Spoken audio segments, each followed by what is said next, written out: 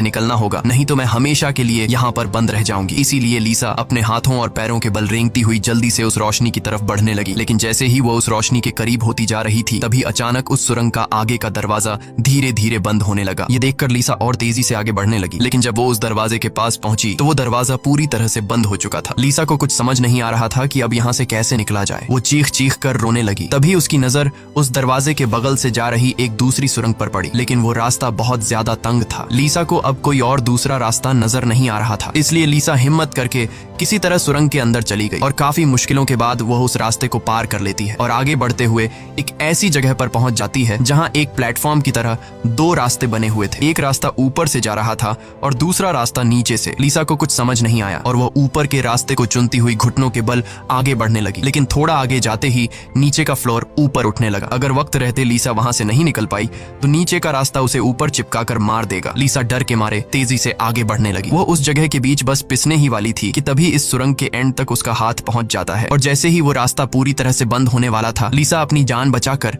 वहां से निकलने में कामयाब हो जाती है। खुद को कुचलने से बचाकर वो एक सुकून की सांस लेती है, लेकिन उसे पता नहीं था कि अब उसके लिए मुश्किलें और भी बढ़ने वाली हैं, क्योंकि आगे का रास्ता और भी ज्यादा खतरनाक है। तभी उसके घड़ी में अलार्म बज उठा। ये अलार्म बता रहा था कि आधा समय बीत चुका है और अब उसके पास सिर्फ 5 मिनट बाकी है। इसीलिए वो अब फिर से आगे बढ़ने लगी, जहाँ उसे थोड़ी दूर जाते ही रास्ते में कोई इंसान लेटा हुआ दिखाई दिया। लीसा जब उसके करीब आई तो उसने देखा कि वो कोई जिंदा इंसान नहीं बल्कि एक जली हुई डेड बॉडी है, जिसकी हालत बहुत खराब है। उस लाश के हाथ पर भी वैसी ही घड़ी बंधी हुई थी जैसी लीसा के हाथों पर बंधी थी। लीसा को समझ आ गया कि ये इंसान भी मेरी तरह इस सुरंग से निकलने की कोशिश कर रहा था, लेकिन वो यहाँ से निकलने में कामयाब नहीं हो सका और मारा गया। मतलब यहाँ से निकलना इम्पॉसिबल है। इस डेड बॉडी को देखकर लीसा की यहाँ से निकलने की बची कुची उम्मीद भी टूट गई, लेकिन उसने किसी तरह हिम्मत जुटाई और इस डेड बॉडी को साइड पर करके आगे बढ़ने लगी। जब वो घड़ी की तरफ देखती है तो उसके पास सिर्फ 2 मिनट का टाइम बचा हुआ था, इसीलिए वो और तेजी से आगे बढ़ने लगी। तभी अचानक एक मजबूत लोहे की सलाखों ने आकर उसका रास्ता रोक दिया। साथ ही उस सुरंग की दीवारों में से